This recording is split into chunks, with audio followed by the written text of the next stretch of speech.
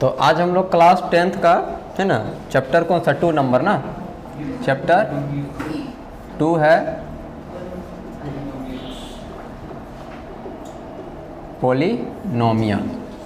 तो इसको समझते हैं पहले कि पॉलिनोमियल का मतलब होता क्या है। ठीक है, तो इसका नाम में ही छिपा हुआ है। अगर हम लोग इसका थोड़ा सा इंट्रोडक्शन देखें तो देखो क्या क्या इसके अंदर हम लोग जानते हैं। थोड़ा शॉर्ट में बात कर रहे हैं। इसका नाम, सबसे पहले जो पॉलिनोमियल वर्ड है ये ग्रीक वर्ड है। कैसा वर्ड है ना?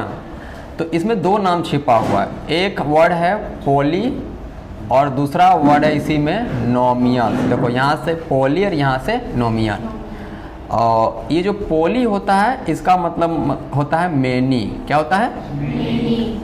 और ये जो नोमियस वर्ड है इसका मतलब होता है टर्म। क्या होता है?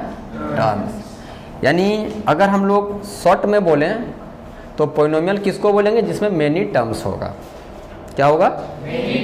मेनी टर्म्स होगा, उसको हम लोग क्या बोलेंगे? पॉलिनोमियल। और अगर हम लोग इसका डेफिनेशन लिखें तो डेफिनेशन देखो कुछ ऐसे बोल सकते हैं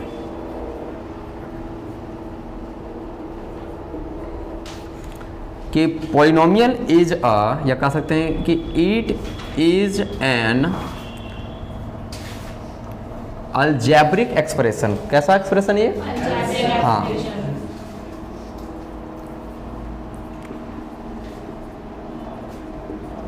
अलजेब्रिक एक्सप्रेशन। देखो तो अलजेब्रा का स्पेलिंग सही लग रहा है, गलत लग रहा है? है ना? हाँ सही बोल रहा है, अब सही है कि it is an algebraic expression which contain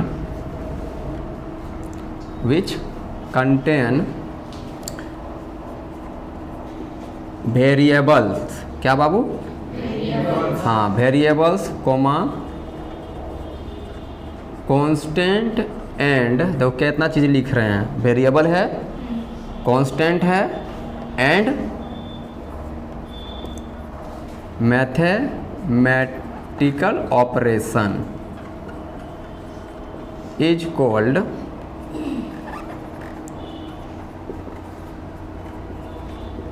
polynomials. ध्यान देना कितना चीज़ कंटेंट रहेगा, तीन चीज़ के बारे में बात कर रहे हैं। वेरिएबल्स रहेगा, कांस्टेंट रहेगा और मैथमेटिकल ऑपरेशन रहेगा। ये जब तीन चीज़ें रहेंगे किसी भी अलजेब्रिक एक्सप्रेशन में, अलजेब्रिक एक्सप्रेशन मतलब बताएंगे अभी, ठीक है, यही सबको मिलने के बाद जो बनता है उसको अलजेब्रिक एक्सप्रेशन बोलते हैं। तब हम लोग क्या बोलेंगे? वो क्या है? पॉलिनोमियल है। जैसे कि एग्जांपल हम लिख दे रहे हैं इस तरह, जैसे पॉलिनोमियल को लिखेंगे P फॉर पॉलिनोमियल और X का मतलब है वेरिएबल। ठीक है, X का मतलब क्या है? यहाँ पे वेरिएबल है। तो जैसे यहाँ ऐसा लिखा जाएगा x पर पावर 5 प्लस 2 x पर पावर 4 प्लस 3x स्क्वायर या प्लस 2, ऐसे लिखा हुआ है। ठीक है, तो यहाँ पे सबसे पहले वर्ड आया था कि वेरिएबल होगा। तो यहाँ पे वेरिएबल में कौन है? वेरिएबल में x है। क्या है? x। ठीक है, यहाँ पे सवाल में बात कर रहे हैं। और यहाँ देखो कांस्टेंट है, कांस्टेंट। तो देखो यहाँ पे जो नंबर दिख रहा है ये सब 2 है, 3 है, ये 2 है, यही सब क्या है? कांस्टेंट है। तो यहाँ पे कांस्टेंट की बात करेंगे। कांस्टेंट में जैसे आगे आपका 2 और 3 है ऐसे। और मैथमेटिकल ऑपरेशन का मतलब होता है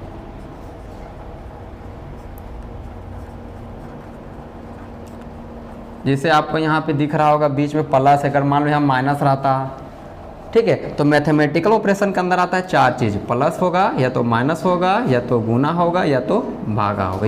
ये सब चीज़ें होंगे तो क्या कहलाएगा? Mathematical operation. ठीक है, तो यहाँ पे देखने को क्या क्या मिल रहा है? ये दोनों के बीच में देखो प्लस मिल रहा है, ये दोनों के बीच में माइनस भी देखने को मिल रहा है। अगर देखेंगे तो ये 2 और x के बीच में कुछ नहीं तो मल्टीप्लाई है। तो यहाँ अगर बात करेंगे तो 3 चीज़ इस्तेमाल हुआ, प्लस माइनस मल्टीप्लाई। डिवाइड यहाँ भी यूज नहीं हुआ है। समझ में आ रही बात? लेकिन मैथमेटिकल ऑपरेशन के अंदर हम बता रहे हैं कि 4 चीज़ें होता है। और वेरिएबल्स याद रखना, मैं बगल में लिख देना कि वेरिएबल्स में आपका कुछ भी हो सकता है, x, y, z, ऐसा कुछ भी हो सकता है। ठीक है, और कांस्टेंट में आपका ए बी सी के भी टर्म में आ सकता है या फिर 1 2 3 ऐसा वाला टर्म में भी आ सकता है। उसको क्या बोलेंगे हम लोग? कांस्टेंट। यहाँ तक क्लियर है? और अगर हम लोग जैसे कि पॉलिनोमियल का नोटेशन लेना चाहते हैं, जनरल नोटेशन, देखो यहाँ लिख दे रहे हैं जनरल नोटेशन किसका? पॉलिनोमियल का। देखो तो ये वाला होता है px equal to a x पर पावर n, मतलब सबसे बड़ा पावर पहले लिखेंगे। ये जनरल नोटेशन है, अभी हम यहाँ पे लिख दे रहे हैं। यहाँ b एक्स पर पावर, यहाँ एक, यहाँ से पावर एक कम यहाँ होगा, फिर c एक्स पर पावर n माइनस 2, फिर d एक्स पर पावर n माइनस 3, और इसी तरह से चलते रहेगा और लास्ट में कोई ना कोई खाली कांस्टेंट बच जाएगा, है ना?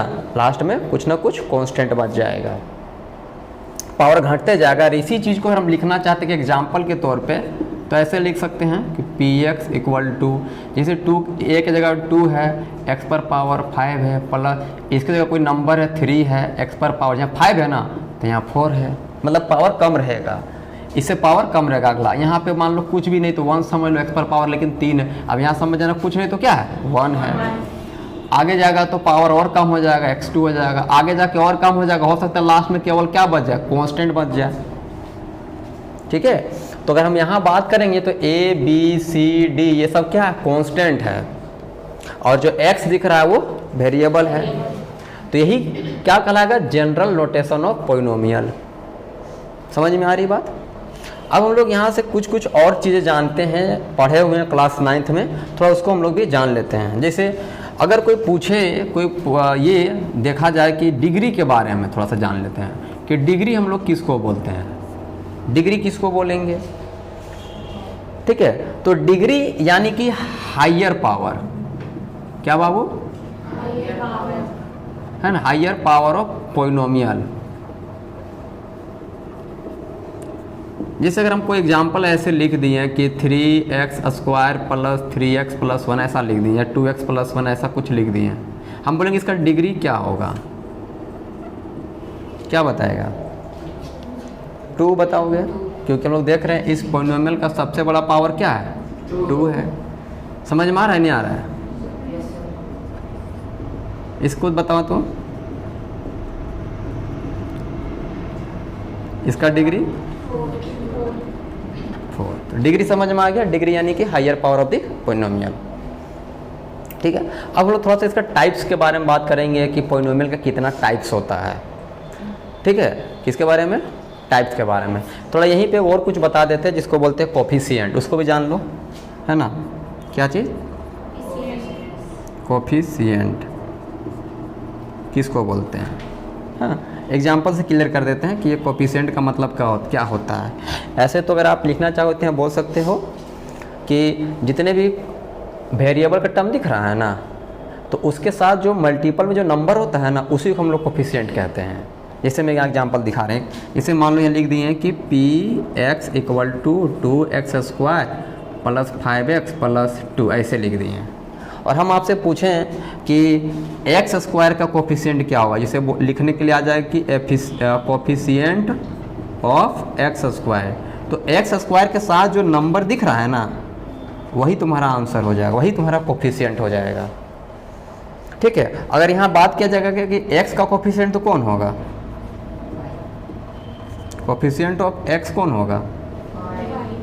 अगर बोलेंगे कोफिशिएंट ऑफ x पर पावर 3 है क्या? यहाँ x पर पावर 3 कहीं है? x पर पावर 3 है नहीं यार। हमको अगर कोफिशिएंट लिखने के लिए आ जाए तो हम लोग क्या लिखेंगे? कुछ नहीं है, मतलब 0। बातें क्लियर है? पॉलिनोमियल यानी कि मेनी टर्म्स। देखो बहुत सारा टर्म्स दिख रहा है ना, देखो यहाँ भी देख लो, बहुत सारा टर्म्स है, 1 2 3 4 इन्फिनाइट टर्म्स है, बहुत सारे टर्म्स आ सकता है ना। तो क्या कहलाएगा? पॉलिनोमियल। पॉलिनोमियल का मतलब मेनी टर्म्स। और इस पॉलिनोमियल में क्या क्या चीज़ें आ सकता है? तो वेरिएबल आ सकता है, कांस्टेंट आ सकता है, और मैथमेटिकल ऑपरेशंस आ सकता है। ये 3 चीज़ मिलेंगे। और अगर किसी भी पोलिनोमियल का सबसे बड़ा जो पावर आपको दिख जाएगा वही उस पूरा पोलिनोमियल का क्या होगा, डिग्री होगा। ठीक है, और कोफिशिएंट तो सबका अपना अपना होगा, जिसका भी आप चाहो उसका कोफिशिएंट निकाल सकते हो। यहाँ तक कोई दिक्कत? ठीक है, इसको पहले राइट करो फिर आगे बात करते हैं। नेक्स्ट क्या है, टाइप्स ऑफ पोलिनोमियल। कोई बताएगा कितने प्रकार का पोलिनोमियल होता है? आप लोग पढ़े हो क्लास 9th में, टाइप्स ऑफ पोलिनोमियल्स। हाँ बहुत बढ़िया, कोई बोल रहा है 3 है ना, लेकिन 3 नहीं होता है, 6 होता है। मेन 6 होता है, ऐसे तो बहुत सारे हैं लेकिन मेन 6 होता है। 3 वो जो होता है वो अकॉर्डिंग टू टर्म होता है, और 3 जो होता है अकॉर्डिंग टू डिग्री होता है। ठीक है, क्या क्या बोले देखो, सब लिख दे रहे हैं हम। सबसे पहला हम दोनों बात लिख दे रहे हैं, ठीक है। एक बता रहे हैं अकॉर्डिंग टू टर्म्स, और दूसरा हम बताएंगे अकॉर्डिंग टू डिग्री। ठीक है, टर्म्स के अकॉर्डिंग टू और डिग्री के अकॉर्डिंग टू। तो सबसे पहले हम लोग बात करते हैं टर्म्स के अकॉर्डिंग टू। ठीक है, अकॉर्डिंग टू टर्म्स। तो अगर अकॉर्डिंग टू टर्म्स बात करते हैं टाइप्स ऑफ पोलिनोमियल, तो 3 पोलिनोमियल आता है। पहला होता है जिसको हम लोग क्या बोलते हैं, मोनोमियल। क्या बोलते हैं, मोनोमियल। ध्यान देना, ठीक है। तो मोनोमियल को कैसे डिफाइन करेंगे, तो दी पोलिनोमियल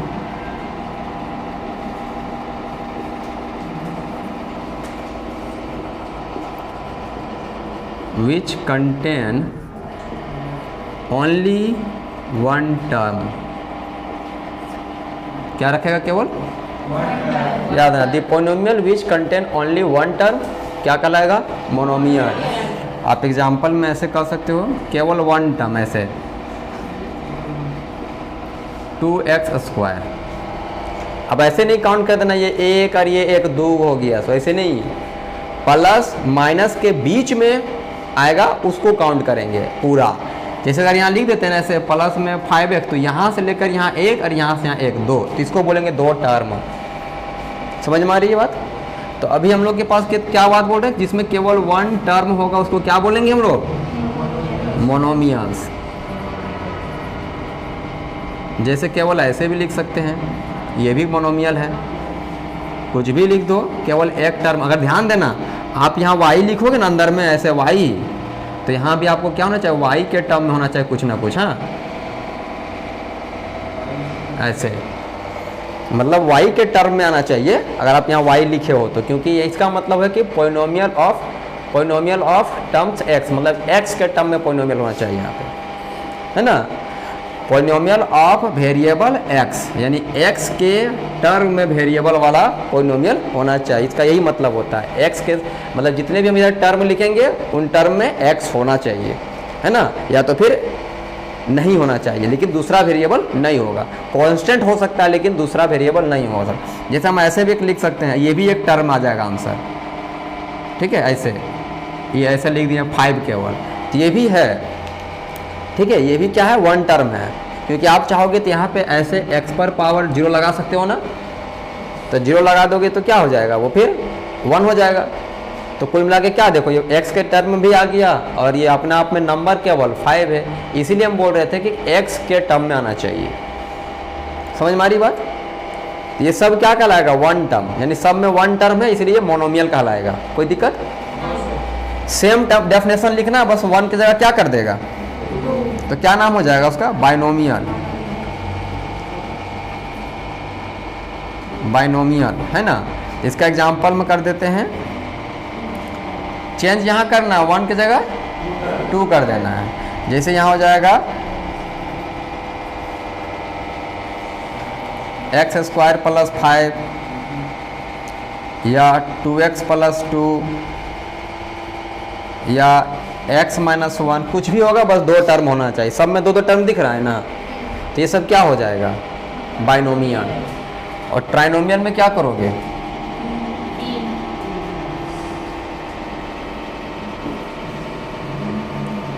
टर्म कितना रहेगा? 3 टर्म रहेगा। ठीक है, तो इसका अगर एग्जाम्पल की बात करें, 3x² माइनस 3x प्लस 2, देखो 3 टर्म दिख रहा है ना। अगर y में लिखेंगे तो ऐसे लिखेंगे 3y² माइनस 3y प्लस 1, ऐसा लिख दिए, या यहाँ नहीं भी दे नंबर कोई दिक्कत नहीं है। ऐसे ये भी क्या हो गया, एक तो 3 टर्म हो गया। t में लिखल रहेगा तो लिखेंगे t² माइनस 2t प्लस 5, ऐसा कुछ भी वेरिएबल हो सकता है। ठीक है, जैसे यहाँ t आ गया, मतलब यहाँ जो भी होगा तो t में ही होगा, y रहेगा तो y में रहेगा, x रहेगा तो x में होगा। यहाँ तक समझ में आ रही बात? तो ये हो गया अकॉर्डिंग टू क्या, टर्म्स। अब हम लोग बात करेंगे according two degree.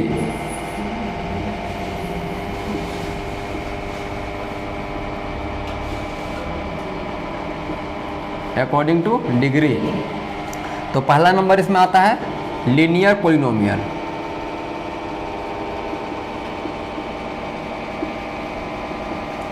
Linear polynomial, तो इसमें याद रखना है कि वैसा polynomial,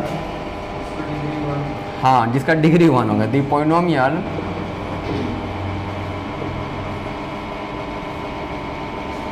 having degree 1 is called linear polynomial. Clear है? बस यहाँ चेंज करते जाओगे, डिग्री 1 हो जाएगा तो नाम दूसरा हो जाएगा। इसका एग्जाम्पल देख लो, इसका एग्जाम्पल में कुछ भी लिख दो, बस पावर ध्यान देना है 1 होना चाहिए, x का पावर 1 होना चाहिए। दूसरा नंबर में आ जाएगा आपका क्वाड्रेटिक पॉलिनोमियल। ठीक है, क्वाड्रेटिक पॉलिनोमियल, तो इसमें एग्जाम्पल में आप लिख सकते हो जिसका पावर क्या होगा, 2 होगा। इसमें टर्म से मतलब नहीं है, क्या मतलब है, पावर से। इसका पावर कितना दिख रहा है, 2।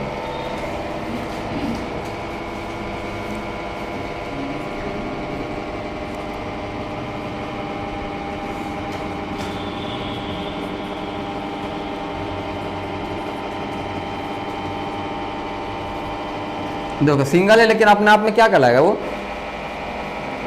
क्वाड्रेटिक पॉलिनोमियल, क्योंकि इसका पावर क्या, वेरिएबल का 2 है। ठीक है, समझ में आ रहा है ना? क्वेश्चन, अगला क्वेश्चन बोल रहे हैं, सॉरी, 3rd नंबर में आएगा ना। ये फर्स्ट हो गया, ये सेकंड हो गया, और तीसरा आ जाएगा हमारा क्यूबिक पॉलिनोमियल।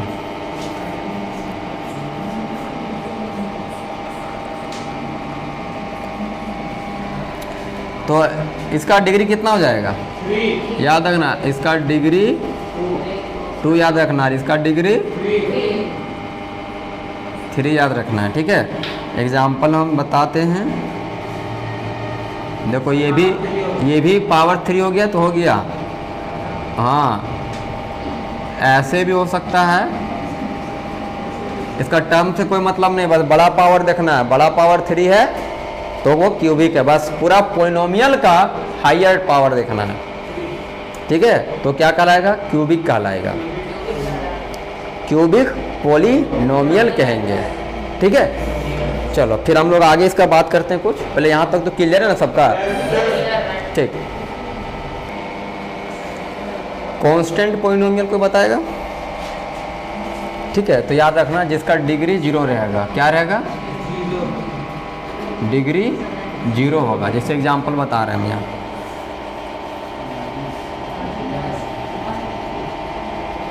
जैसे यहाँ देखा जाए तो x का पावर जो है ना, डिग्री जो है ना 0 है।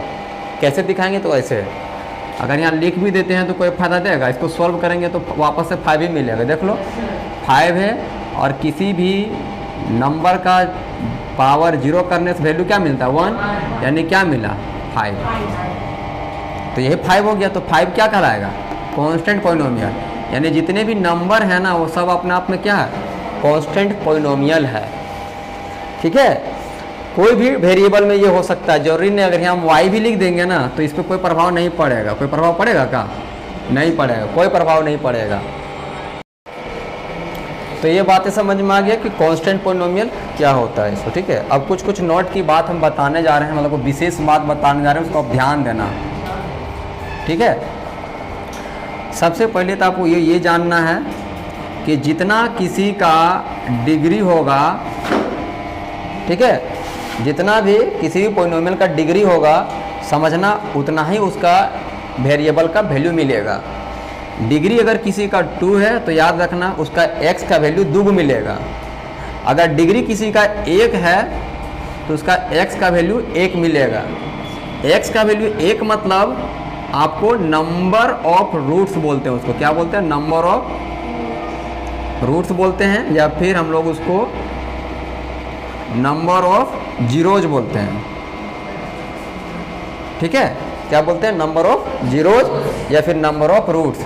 जितना डिग्री होगा किसका, पॉलिनोमियल का, किसी पॉलिनोमियल का जितना डिग्री होगा उस पॉलिनोमियल का उतना ही नंबर ऑफ जीरोज मिलेगा। अब हम अभी क्लियर कर देते हैं कि नंबर ऑफ जीरोज कहते हैं किसको हैं सो, ठीक है। जैसे हम एग्जांपल अभी क्लियर कर देते हैं।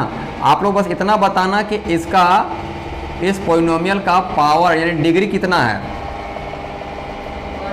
1 है ना, मतलब इसको सॉल्व करेंगे तो x का मान 1 आएगा। दिखाते हैं कैसे, देखो।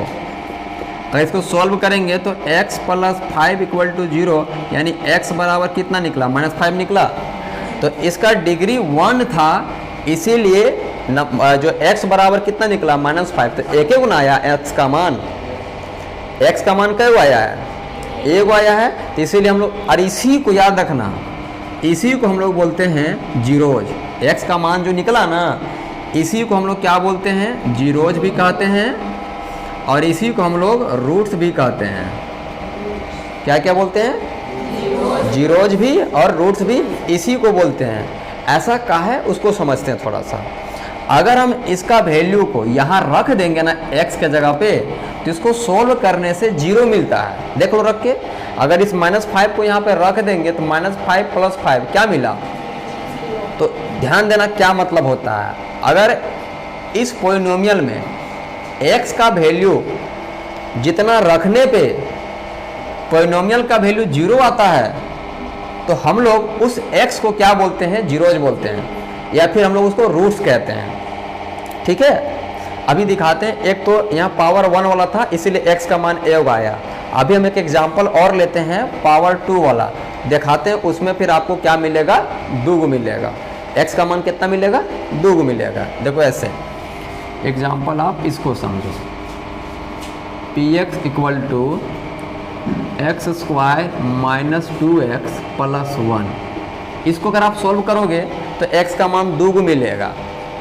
क्यों 2 मिलेगा, क्योंकि x का पावर कितना दिख रहा है यहाँ, याद रखना। हम अभी क्या बताएं, इसमें अगर डिग्री कितना मिल रहा है, 2 मिल रहा है ना, इसका मतलब नंबर ऑफ जीरोज कितना मिलेगा, 2 मिलेगा। अभी 2 को क्या क्या मिलेगा अभी दिखाते हैं हम।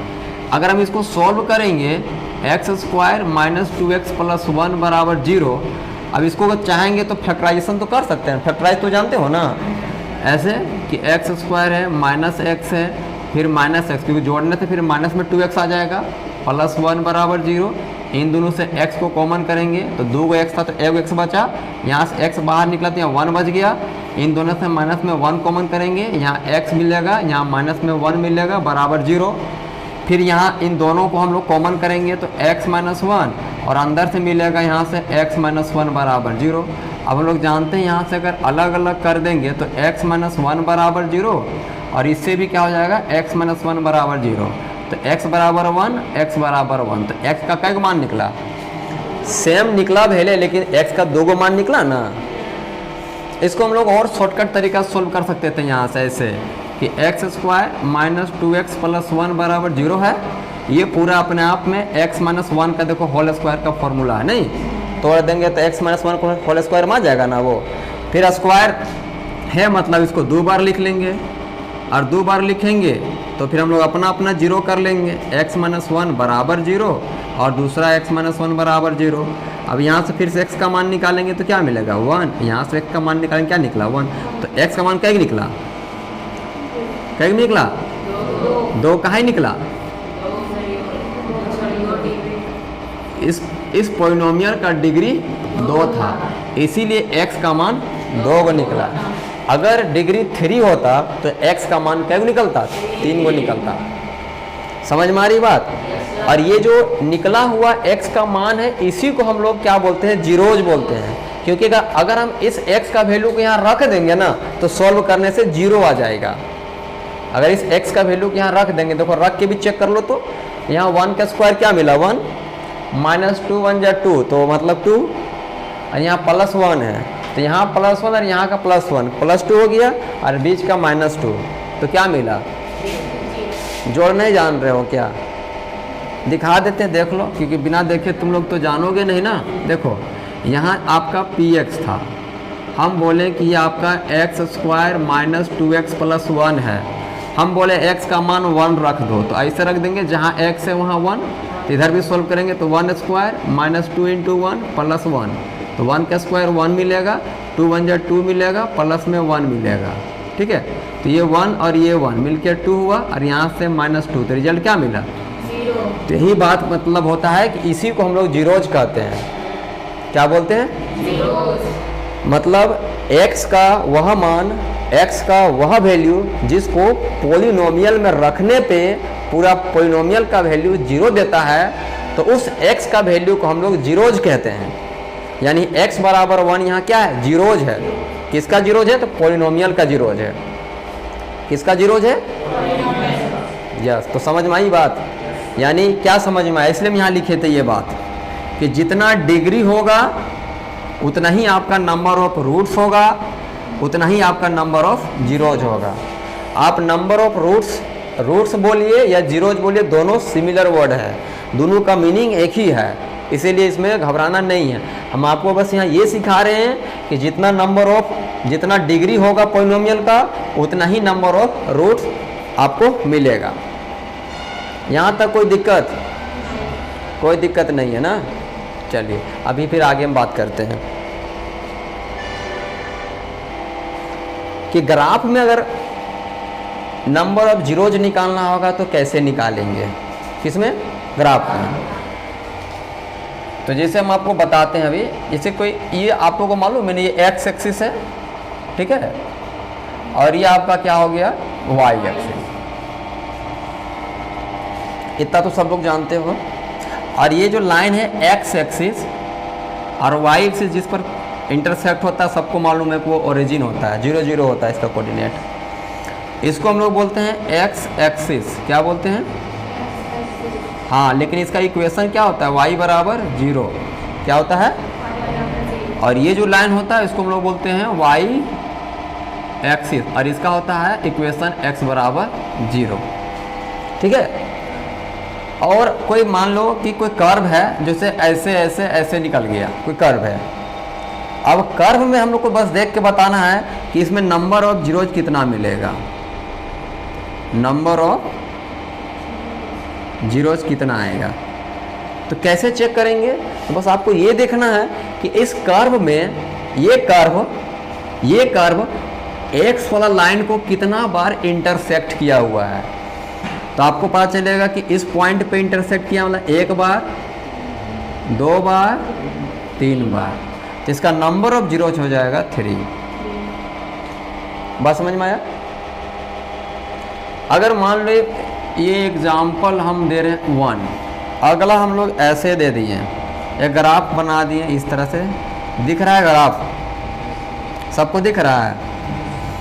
अगर हम यहाँ से पूछें कि एक लाइन, एक कर्व था, उसी तरह की लाइन आया, बस ऐसे कट के निकल गया, ऐसे, चलो भाई ऐसे नहीं काटते, इसको सीधे काट देते, ऐसे काट के चला गया। अगर आपको यहाँ पूछेगा नंबर ऑफ जीरोज तो क्या बोलोगे? तो बताओगे ये नंबर ऑफ जीरोज यहाँ कितना मिलेगा?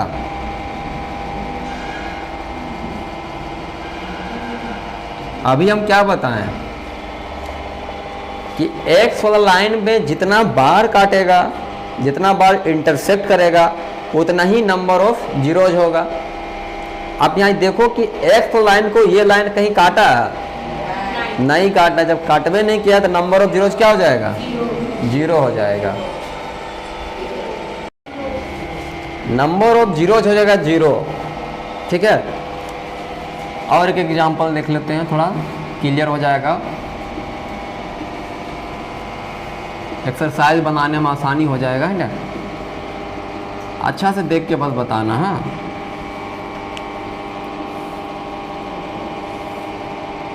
बता तो इसका नंबर ऑफ यूज कितना मिलेगा?